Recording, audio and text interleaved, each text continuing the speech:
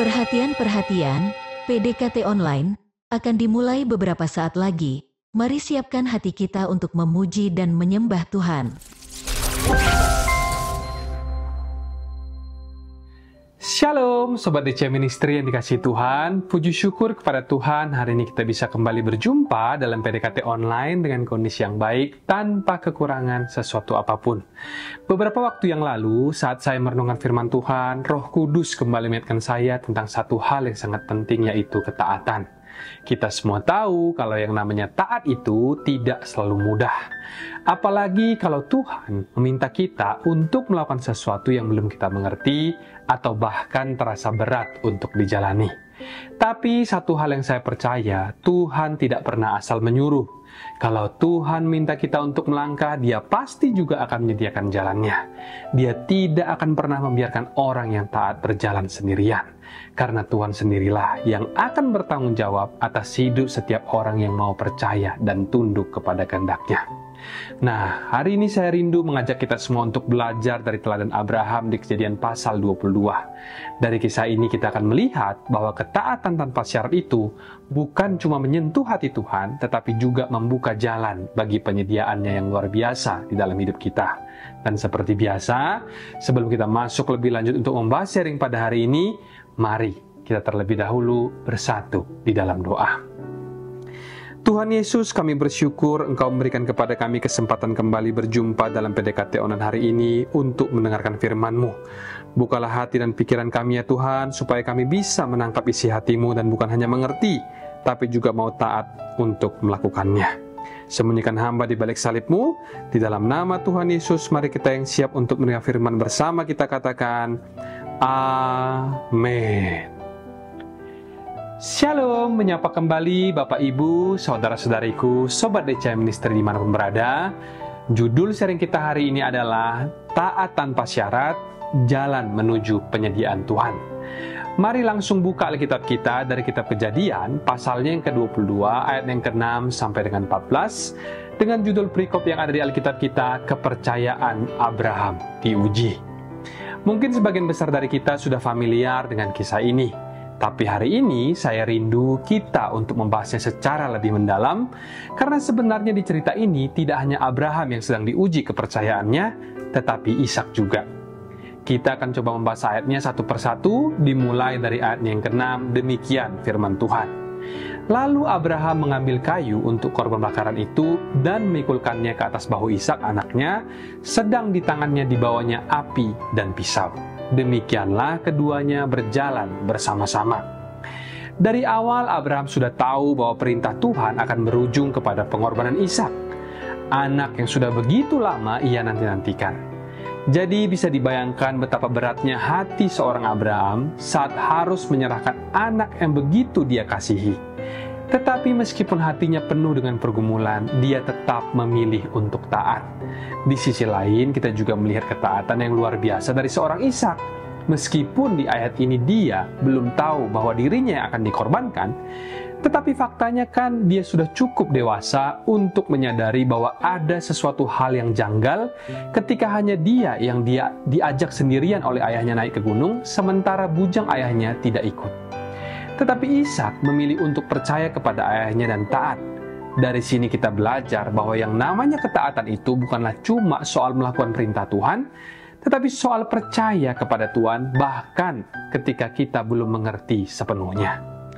Dan di saat Tuhan memanggil setiap kita untuk taat, Tuhan akan mempertemukan kita dengan orang-orang yang juga rindu untuk hidup di dalam ketaatan, yang sama-sama mau belajar dan sama-sama saling menguatkan seperti Abraham dan juga Ishak, yang walaupun mereka berbeda generasi, tetapi mereka berdua berjalan bersama dalam satu hati di dalam ketaatan. Lalu kemudian di ayat yang ke-7 berkatalah Ishak kepada Abraham ayahnya, "Bapa," saut Abraham. "Ya anakku," bertanyalah ia. "Di sini sudah ada api dan kayu, tetapi di manakah anak domba untuk korban bakaran itu?" Percakapan antara Abraham dan Ishak di ayat 7 ini benar-benar menyentuh hati saya. Bayangkan walaupun usia mereka terpaut sangat jauh, yang satu bisa dibilang usianya seperti kakek buyutnya, dan yang satu lagi berusia seperti remaja, tetapi hubungan mereka sangat dekat dan juga sangat fungsional. Bukan seperti relasi ayah dan anak di zaman sekarang ini yang terkadang sering menjauh, saling tidak mengerti, bahkan saling menyalahkan. Sangat berbeda dengan Abraham dan juga Ishak yang berjalan bersama-sama di dalam ketaatan yang saling menguatkan. Dan menurut saya, ketaatan itulah yang merupakan warisan keluarga yang termahal. Sebab yang namanya harta itu bisa dicari. Tapi hati yang takut akan Tuhan hanya bisa diwariskan lewat teladan. Dari kisah ini kita bisa melihat kalau Abraham berhasil menanamkan itu kepada Ishak, bahwa yang namanya taat kepada Tuhan itu tidak bisa ditawar. Dan di hari itu juga Ishak sedang dipersiapkan Tuhan untuk menjadi penerus berkat. Bukan karena harta warisan, tetapi karena ia belajar untuk percaya dan tunduk kepada Tuhan. Jadi kalau ada dari kita yang mendengar hari ini adalah orang tua yang rindu agar anak-anaknya diberkati oleh Tuhan, maka janganlah cuma fokus untuk mewariskan uang ataupun materi, karena berkat yang sesungguhnya itu bukanlah berasal dari berapa banyak yang kita miliki, tapi dari seberapa dalam kita menanamkan roh yang taat kepada Tuhan di dalam hati anak-anak kita.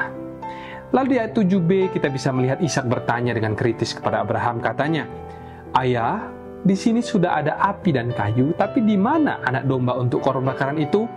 Sebuah pertanyaan yang sangat logis dan penuh dengan kepekaan. Dan dari sini kita bisa belajar bahwa ketaatan kepada Tuhan itu tidaklah mengabaikan logika.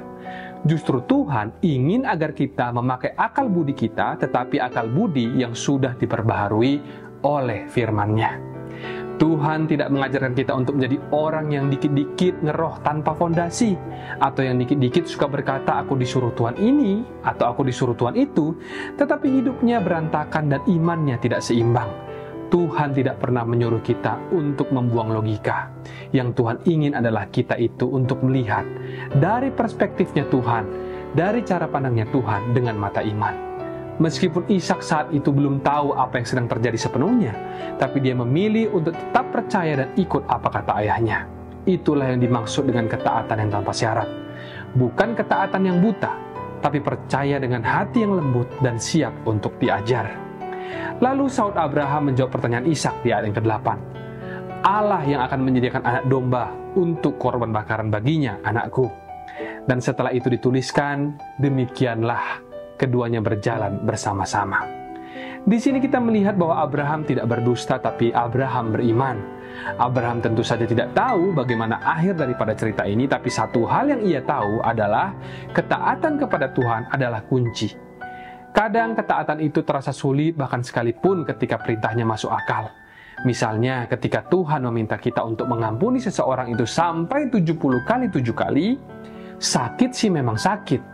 Tapi kalau kita mau kembali merenungkan hal ini baik-baik, malah justru lebih melelahkan jika kita itu menyimpan kebencian yang berlarut-larut, sementara di saat kita memilih untuk taat dan mau mengampuni, maka kita akan membuka ruang untuk damai Tuhan itu turun dalam hidup kita, dan berkatnya pun hadir di dalam hidup setiap kita.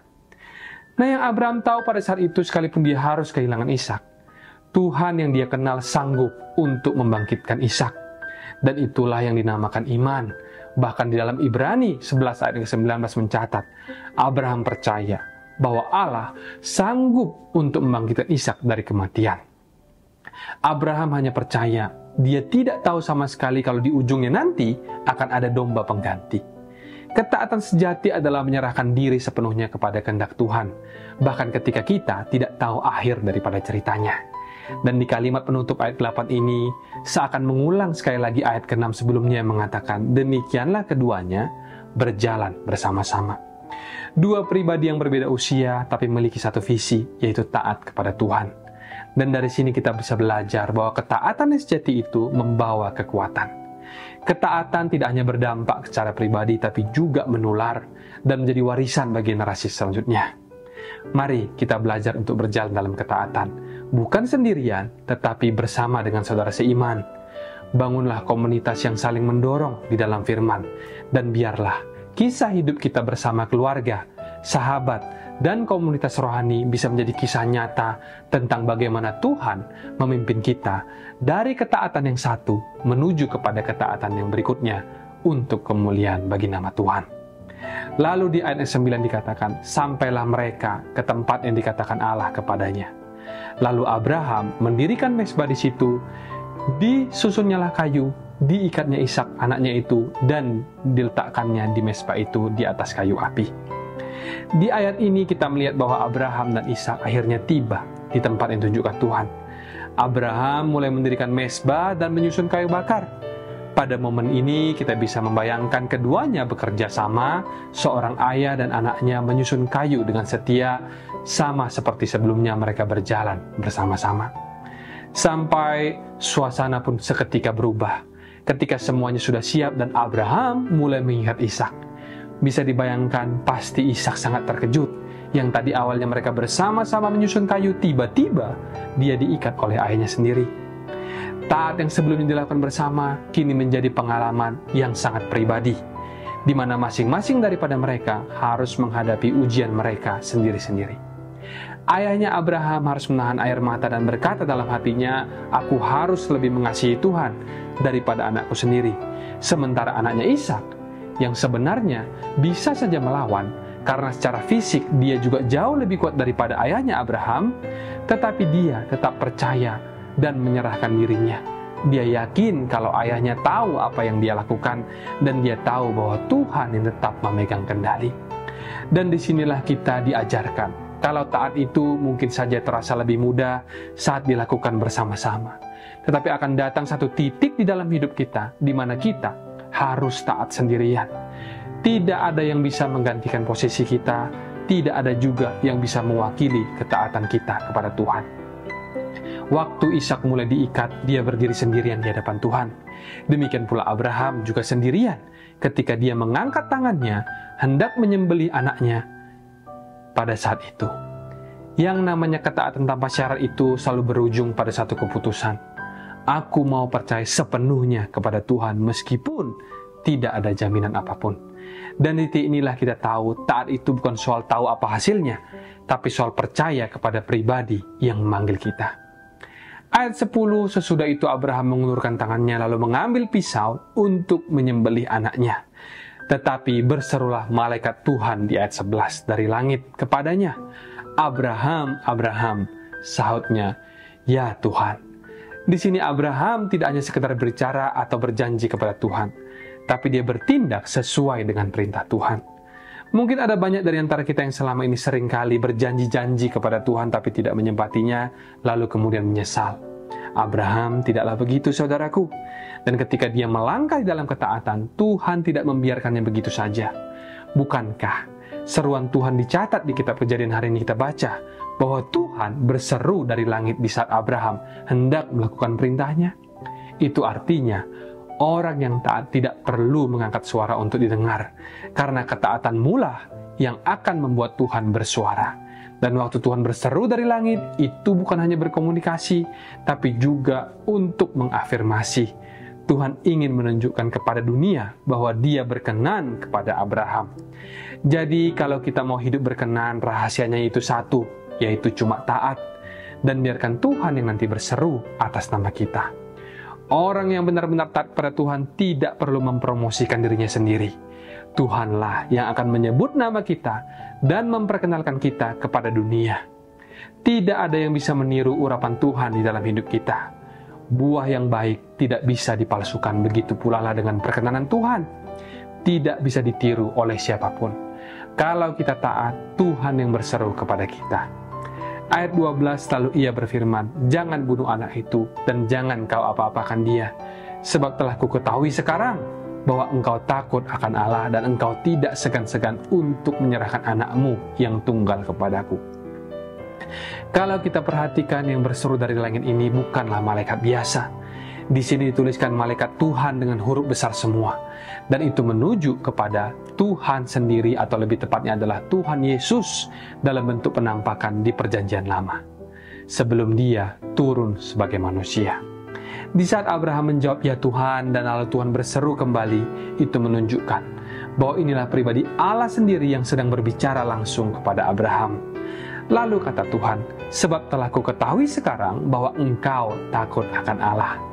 Mungkin kita ada yang bertanya, bukannya Tuhan itu maha tahu? Kenapa kok sekarang Tuhan bilang aku tahu?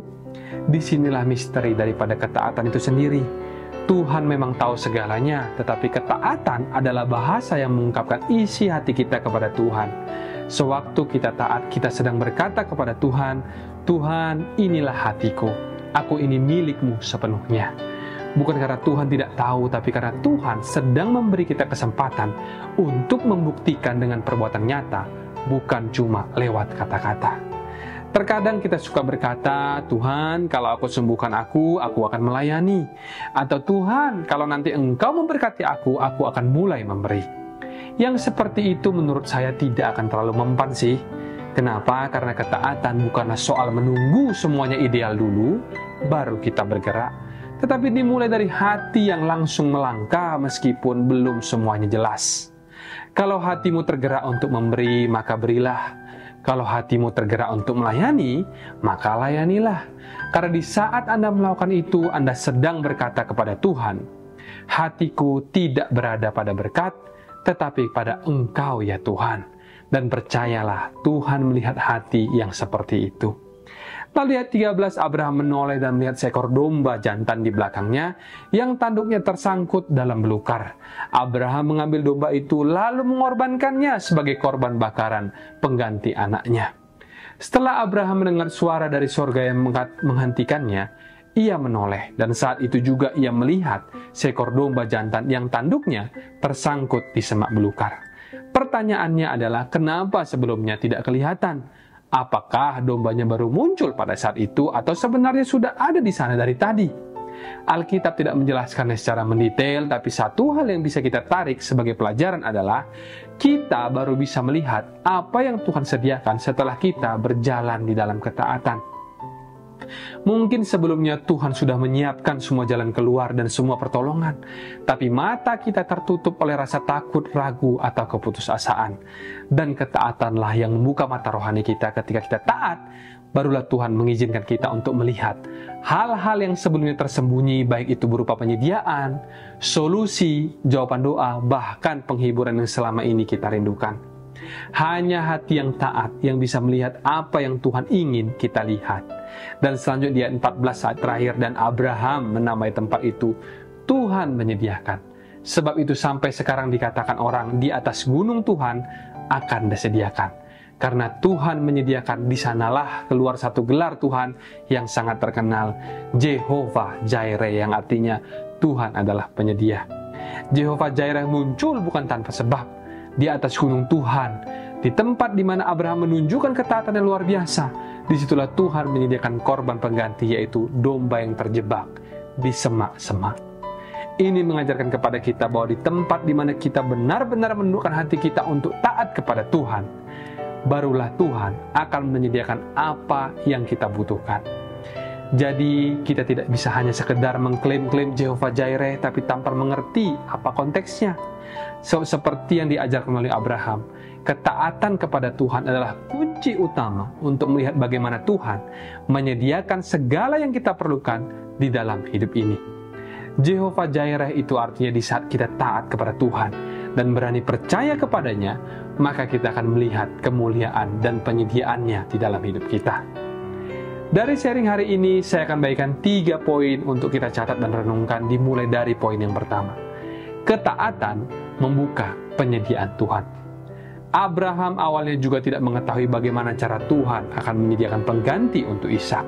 Tapi ternyata Tuhan sudah menyediakan seekor domba jantan yang tanduknya tersangkut di semak belukar. Dan ini mengajarkan kepada kita bahwa penyediaan Tuhan seringkali tidak terlihat di awal, tapi akan nyata setelah kita melangkah dalam ketaatan. Bukan hanya soal berkat materi, tapi juga hikmat, kekuatan, pertolongan, bahkan jalan keluar dalam setiap musim hidup kita. Entah itu di keluarga, pekerjaan, studi, maupun pelayanan kita. Langkah taat kita hari ini bisa membuka jalan Tuhan yang selama ini belum kita lihat. Lalu poin berikutnya atau poin kedua, ketaatan yang mengungkapkan kepercayaan dan penghormatan kepada Tuhan. Waktu Abraham menaati perintah Tuhan untuk mempersembahkan Ishak, Tuhan berkata, "Sekarang aku tahu bahwa engkau takut akan Allah." Padahal kita tahu kalau Tuhan itu Maha Tahu, ya kan? Inilah rahasia dari ketaatan. Saat kita taat, kita sedang menyatakan isi hati kita kepada Tuhan. Ketaatan bukan hanya soal melakukan, tapi juga menunjukkan bahwa kita sungguh percaya dan menghormati Tuhan dengan sepenuh hati. Dan ketika kita benar di hadapan Tuhan, Tuhan sendirilah yang akan meneguhkan dan memperkenankan hidup kita. Poin yang terakhir atau poin yang ketiga, ketaatan menginspirasi dan membangun hubungan dengan Tuhan. Cerita ini bukan cuma soal Abraham, tapi juga soal Ishak. Meskipun Ishak tidak tahu bahwa dirinya akan dikorbankan, dia tetap ikut ayahnya dengan percaya penuh, yang artinya ketaatan Abraham menginspirasi Ishak dan juga menciptakan hubungan yang dalam dan saling percaya di antara mereka. Begitu juga dengan hidup kita, ketaatan kita bukan hanya berdampak untuk diri sendiri, tapi juga bisa jadi teladan bagi anak, pasangan, teman, atau siapapun di sekitar kita. Dan yang paling penting, ketaatanlah yang mempererat hubungan kita dengan Tuhan. Karena saat kita terus melangkah di dalam ketaatan, kita semakin mengenal hati Tuhan dan melihat tangannya bekerja semakin nyata di dalam hidup kita. Semoga lewat 3 poin ini kita semua semakin rindu untuk hidup dalam ketaatan kepada Tuhan, karena di sanalah penyediaan, penyertaan, dan penggenapan janjinya dinyatakan. Demikian sharing pada hari ini. Mari kita tundukkan kepala kita bersatu hati di dalam doa. Tuhan Yesus yang baik, terima kasih untuk firman-Mu hari ini. Kami belajar bahwa di balik setiap langkah ketaatan selalu ada penyediaan-Mu yang ajaib. Tuhan, bentuklah hati kami menjadi hati yang mau terus belajar untuk taat, meskipun tidak selalu mudah. Bantulah kami untuk selalu percaya bahwa Engkau tidak pernah meninggalkan kami sendirian, dan selalu menyediakan yang indah, yang terbaik pada waktu-Mu. Hari ini kami juga mau berdoa buat semua sobat DCM Ministry di mana berada. Biarlah Tuhan yang senantiasa menjagai, menguatkan dan memberkati kami semua, supaya di mana kami berada, kami senantiasa terus bertumbuh dalam iman dan ketaatan kepadamu. Jadikanlah hidup setiap kami menjadi saluran bagi kasih-Mu yang terus membawa terang dimanapun kami berada. Kami serahkan hari ini hidup kami dan masa depan kami dalam tangan-Mu. Di dalam nama Tuhan Yesus, mari kita yang percaya dan berdoa bersama kita katakan, amin. Mari kita buka hati dan angkat tangan kita untuk yang berkat daripada Tuhan. Terimalah kiranya berkat dari Allah Bapa, cinta kasih Tuhan Yesus Kristus, penyertaan Allah Roh Kudus akan menyertai hidupmu mulai hari ini, bahkan sampai kali yang kedua Tuhan Yesus datang menjemput kita. Namamu tercatat di dalam kitab kehidupan. Dalam nama Tuhan Yesus yang percaya dan berkati, katakan bersama, amin, amin, amin. Tuhan Yesus memberkati. Shalom dan sampai jumpa.